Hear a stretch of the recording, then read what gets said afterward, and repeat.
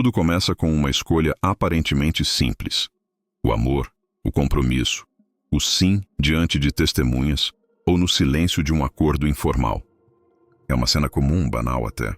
Dois corpos, duas vidas, dois mundos decidindo caminhar lado a lado. Mas o que quase ninguém percebe naquele instante é que uma porta se fecha, sem alarde, sem tranca visível, sem som. Apenas se fecha para sempre. Essa porta não é física. Não é uma cela, mas é uma fronteira. Ela divide o que o homem era do que ele está prestes a se tornar. Ao atravessá-la, ele deixa para trás não apenas sua solteirice, mas nuances sutis da liberdade, traços da identidade, silêncios que antes eram dele por completo. O mais intrigante é que, naquele momento, ele não sente a mudança. Ela é lenta, gradual, silenciosa como a noite caindo sobre uma cidade desatenta. O casamento não rouba nada, mas exige tudo.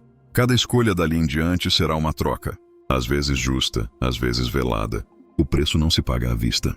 Ele vem em parcelas emocionais, em concessões diárias, em partes de si que vão sendo moldadas, até que o espelho comece a refletir um rosto diferente. Um que talvez ele nem perceba mais como seu. E é justamente essa transição imperceptível que o torna perigosa. Quando o homem percebe, a porta já está selada. Não há como retornar exatamente ao ponto anterior. Algo ficou do outro lado, algo que talvez ele nem saiba nomear, mas sente falta em noites insones ou em silêncios compartilhados que gritam mais do que qualquer discussão. É neste instante que te faço um convite. Se esse tipo de verdade silenciosa te intriga, se você busca compreender os bastidores das emoções e os custos invisíveis da vida, inscreva-se agora no canal e curta o vídeo. Assim você continua conosco nessa jornada de revelações. Algumas incômodas, outras libertadoras. A liberdade nunca é tirada com violência no casamento. Ela é cedida, e esse é o detalhe mais perigoso de todos. Porque quando se perde algo por escolha própria, o cérebro cria mecanismos para justificar. O homem começa dizendo, é só isso que eu deixo de fazer. E termina, anos depois, sem lembrar o que fazia. O mais curioso é que ninguém exige essa entrega de forma explícita. Não há contrato onde está escrito: abrirá mão de suas tardes de silêncio, de suas noites solitárias, de seus impulsos sem explicações. Mas ela acontece. Com um não vou sair hoje, um acho melhor não viajar agora, um ela não gosta disso. Pequenos grãos que se acumulam até se tornarem um deserto, e por um tempo, ele se convence de que isso é amor. E pode ser. Amor também é sacrifício, dizem. Mas o sacrifício constante, mesmo que voluntário, consome. Não na explosão, mas na erosão. Um pouco por dia, um pouco por gesto, um pouco por silêncio. Alguns homens acordam no meio do caminho com a sensação de estarem em uma casa ampla, confortável, mas com as janelas fechadas. O ar já não circula como antes. A liberdade, antes sutil e presente como brisa, agora precisa ser buscada como quem procura uma vela num porão escuro. E o mais cruel é que, quando ele tenta reaver o que era seu, percebe que já não sabe mais como usar. A liberdade destreinada se transforma em medo. E o medo, por sua vez, se disfarça de estabilidade. Dentro de cada casa existe um tribunal silencioso, sem juízes de toga, sem júri popular, sem sentença lida em voz alta. E, ainda assim, cada palavra, cada gesto, cada ausência é avaliado, pesado, arquivado. O homem casa achando que terá um lar. E de fato tem. Mas esse lar, em certos momentos, transforma-se numa sala de julgamento onde os olhos que amam também vigiam. A acusação não vem com gritos. Às vezes, ela se apresenta com um simples olhar de decepção. Um tudo bem que diz exatamente o oposto. Um prato deixado na pia que representa, na verdade, uma falha ética. E assim, dia após dia, o homem aprende a decifrar os códigos da nova justiça que governa o casamento. Uma justiça que pune com distâncias, que cobra com silêncios e que raramente concede absolvição. Nesse tribunal invisível, os erros não são esquecidos, são empilhados em camadas de memória emocional. Ele pode não lembrar o que disse naquela terça-feira de meses atrás, mas ela lembra. E mais do que lembrar, interpreta. E mais do que interpretar, sente. O julgamento não é lógico, é sensorial. É contínuo, ele tenta se defender às vezes. Justifica, se explica, argumenta. Mas o veredito já foi dado antes mesmo da resposta. Porque, em muitos casos, não se trata do que foi feito, mas do que foi sentido. E nesse território, argumentos têm pouco valor. Com o tempo, ele percebe que o medo de errar supera o desejo de ser autêntico. E assim, sem perceber, começa a moldar seus passos, suas palavras, sua essência, não por opressão, mas por autoproteção. No início, as palavras fluem com facilidade. Os desentendimentos surgem e logo se desfazem em risos ou reconciliações calorosas. Mas com o tempo, os diálogos tornam-se cuidadosos demais, quase ensaiados. E, em vez de discussões, nasce um silêncio espesso. Não o silêncio da paz, mas o da omissão, da cautela e do acúmulo. Esse silêncio não é vazio. Ele carrega tudo o que não foi dito. As pequenas mágoas varridas para baixo do tapete. As críticas engolidas por medo de confronto. As vontades negadas que se transformam em sombra. O homem sente que algo mudou, mas não sabe explicar. Ele apenas sente o ar mais pesado na sala, os olhares mais contidos, os gestos menos espontâneos. A ausência de brigas não significa harmonia. Em muitos casos, é sinal de que o diálogo morreu. E quando as palavras cessam, os pensamentos se multiplicam. O silêncio vira campo fértil para suposições, julgamentos internos, sentimentos mal resolvidos. Ele começa a caminhar dentro da própria casa, como quem atravessa um campo minado, evitando assuntos, desviando de olhares, protegendo zonas frágeis da convivência. O curioso é que, diante de terceiros, tudo parece normal. O casal conversa, ri, vive. Mas há um pacto não dito de manter o silêncio sobre o que realmente importa. Porque reabrir feridas dá trabalho. Porque admitir o desconforto exige coragem. E porque, no fundo, ambos sabem que há dores que talvez não encontrem cura. Apenas acomodação. Esse tipo de silêncio não quebra. Ele se instala. Se espalha pelos cômodos como um perfume agridoce. Até que um dia o homem percebe que já não sabe mais como falar. Nem com ela, nem consigo mesmo. Poucos percebem. Mas o homem, ao casar, ganha um novo nome. Não no papel, mas na percepção social, emocional e interna. A partir daquele momento, ele deixa de ser apenas ele e passa a ser o marido de alguém. Essa nova identidade chega sem aviso, sem cerimônia. Ela se infiltra nas conversas, nas apresentações, nos julgamentos alheios. E, mais ainda, no modo como ele passa a se enxergar. Antes, ele era um universo particular, com manias, vícios, tempos e ritmos próprios, com desejos espontâneos e decisões independentes.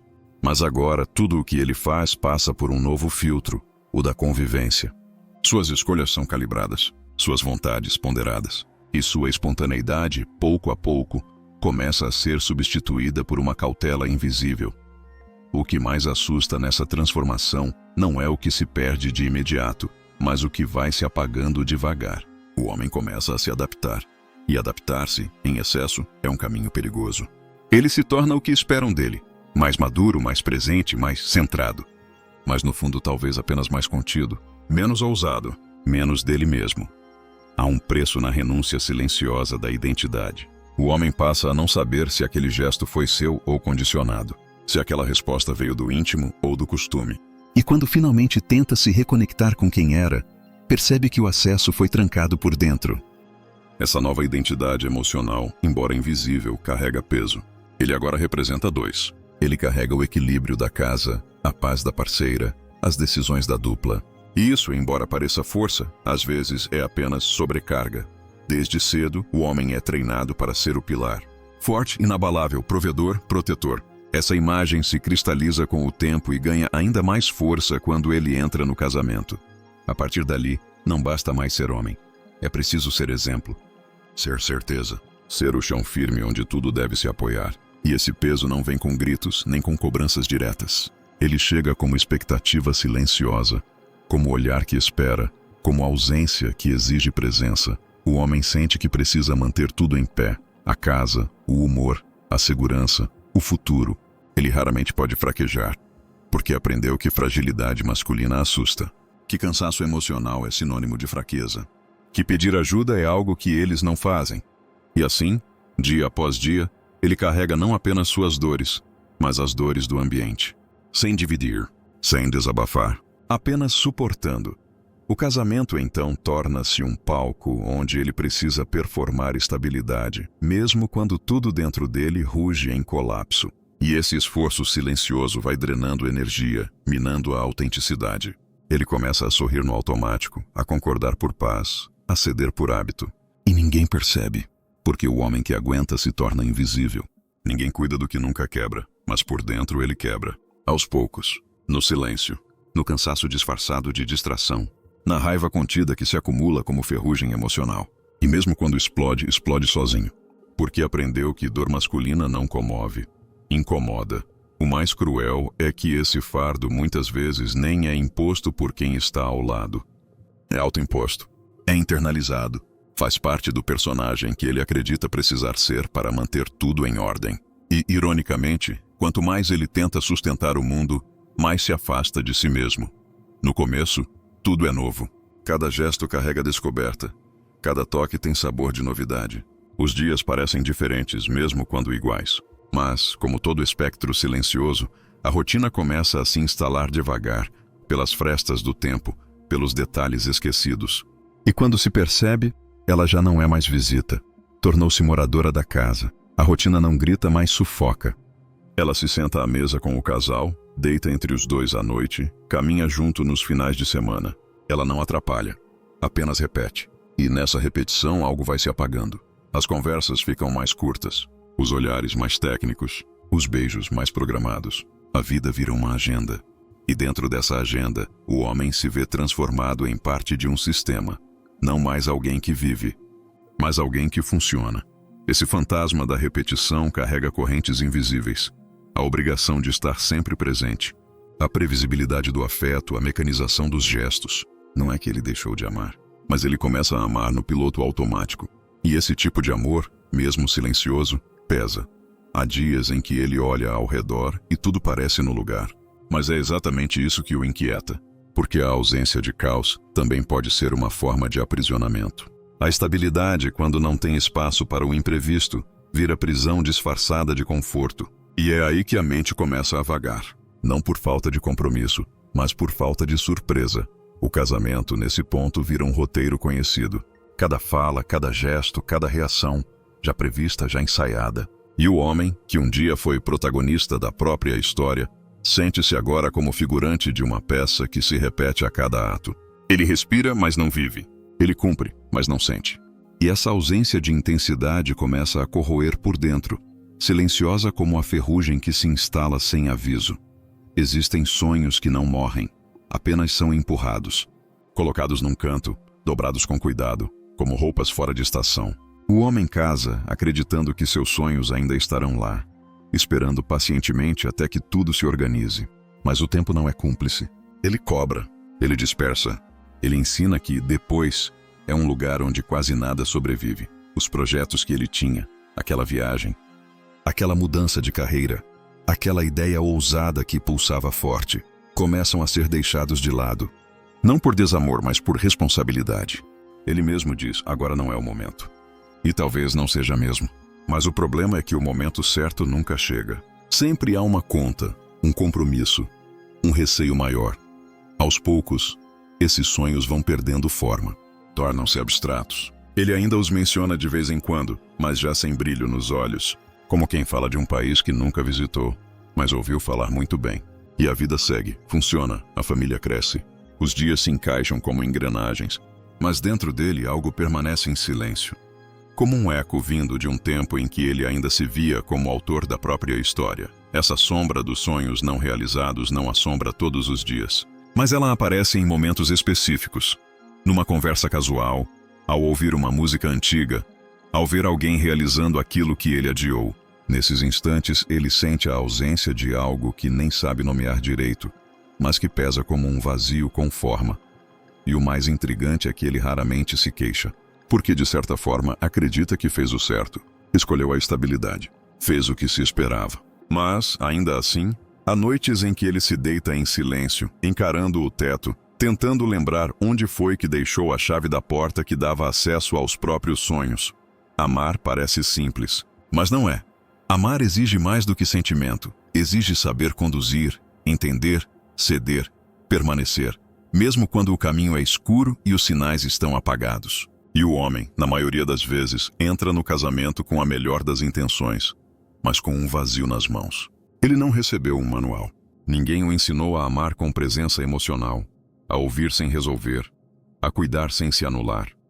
Ele traz o que viu, o que ouviu, o que interpretou. Mas quase tudo o que aprendeu foi sobre ser forte, ser responsável, ser confiável. Pouco, ou quase nada, sobre ser sensível, sobre expressar fragilidade, sobre escutar o que não é dito. E então ele ama com o que tem: atenção prática, gestos concretos, proteção silenciosa. Mas muitas vezes isso não basta. Ela quer conversa, ele oferece solução. Ela quer afeto, ele entrega estabilidade. Ela quer emoção, ele oferece lógica. E nesse desencontro de linguagens nascem frustrações mútuas. Não porque não há amor, mas porque ninguém ensinou como fazer esse amor ser compreendido. Com o tempo, ele começa a perceber que está sempre um passo atrás, como quem tenta montar um quebra-cabeça sem a imagem de referência. E cada tentativa frustrada gera desgaste. Ele se sente insuficiente, mal interpretado, deslocado dentro do próprio lar. E aos poucos começa a se calar. Afinal, se até o amor pode dar errado, o que resta? Amar sem manual é como atravessar um mar desconhecido em um barco feito à mão. Requer coragem, mas também humildade. E o homem, em sua solidão emocional, muitas vezes continua remando, sem saber se está indo na direção certa, apenas tentando não afundar. Por muito tempo, ele acreditou que amar bastava, que estar presente, dividir a vida, sustentar a casa e ouvir as dores seria suficiente para construir um amor sólido. Mais ainda, acreditou que poderia, com seu esforço, curar as feridas dela, dissolver os traumas, apagar os antigos vazios. O homem entra no casamento, muitas vezes com esse instinto de reparador, como se amor também fosse cola, mas com o tempo ele descobre, lentamente e em silêncio, que ninguém salva ninguém. E essa revelação, embora pareça cruel, é uma das mais duras provas de amadurecimento. Porque há dores que pertencem só a ela. Há angústias que nem o abraço mais sincero alcança. Há lacunas que nenhum gesto preenche. E ele, por mais que tente, não consegue impedir que ela se afunde nos próprios abismos quando eles aparecem. Essa impotência é dolorosa. Não por ego, mas por carinho. Porque o homem quer proteger. Mas começa a perceber que proteger não é blindar, é estar. E às vezes, mesmo estando, o outro se parte. Mesmo amando, o outro se afasta. Mesmo cuidando, o outro sofre. E isso não é falha, é humano. A mesma verdade se aplica a ele. Ninguém o salva. Ninguém percebe o cansaço em seus olhos, o silêncio prolongado que esconde um pedido de ajuda não verbalizado. Ele aprende na pele que o socorro que espera talvez nunca venha, porque todos estão ocupados tentando manter suas próprias estruturas de pé. E nessa solidão compartilhada, ele se cala, amadurece, endurece. O amor, então, passa a ter outro peso. Deixa de ser refúgio e se transforma em convivência. Ele entende que não basta amar, é preciso sobreviver a dois. E sobreviver, às vezes, exige mais resistência do que o romantismo. No fim das contas, o maior preço que o homem paga ao casar não está no que ele perde, mas no que ele deixa de ser. E isso não é bom nem ruim. É apenas real. Ele olha para trás e já não se reconhece por inteiro. Há fragmentos dele espalhados no tempo, partes que ficaram em antigos hábitos, antigas vontades, antigas versões. Nada disso retorna, e a consciência disso não chega de forma abrupta. Ela se instala devagar, como tudo o que é verdadeiro demais para ser ignorado. Aceitar que não há volta é entender que, uma vez atravessado o portal do compromisso, da rotina, das escolhas mútuas, da entrega silenciosa, algo nele se reconfigurou. O homem que entra num casamento jamais será o mesmo que saiu da solteirice. Nem melhor nem pior. Apenas outro. Transformado pelas exigências da convivência, pelas dores que carregou calado, pelas concessões que fez sem chamar de sacrifício. Essa transformação tem um custo. Ela exige que ele enterre partes de si para que outras possam nascer. Exige que ele se reconcilie com o que não realizou, que encontre valor no que construiu, mesmo que o caminho tenha sido torto, desgastado, cheio de silêncios e sombras. Mais do que isso, exige que ele aceite a imperfeição do próprio papel. Porque não existe o marido ideal. Existe apenas o homem possível, tentando, falhando, ajustando-se, resistindo. Às vezes amando com intensidade, outras vezes apenas suportando, mas sempre se movendo, mesmo que por dentro. E se você chegou até aqui, é porque também está buscando entender essas camadas que poucos têm coragem de explorar. Então não saia agora. Tem mais vídeos aparecendo aí na tela que vão continuar te fazendo pensar, refletir, talvez até te confrontar. Escolha um deles. Continue a jornada, porque entender o preço que se paga pode ser o primeiro passo para aprender a valorizá-lo de verdade.